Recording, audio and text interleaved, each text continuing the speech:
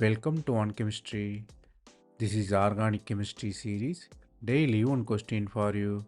Here you have toluene, ortho and meta position. You have dinitro group and sodium sulfide and water as the reagent. You should find what will be the final product.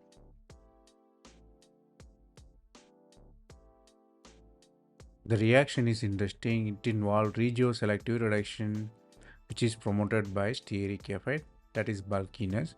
Here two nitro groups are there. Sodium sulfide is the reducing agent, but only para-nitro group is reduced, not ortho position, because the mechanism of nitro group reduction is sterically controlled. So only para is reduced.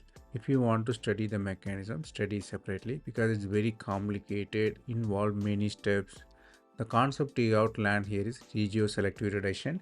If you have two similar functional group, if any one got reduced selectively, mean it is called regioselective reduction.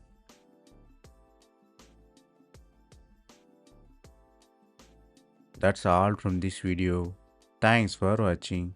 If you have any suggestion or feedback, comment below.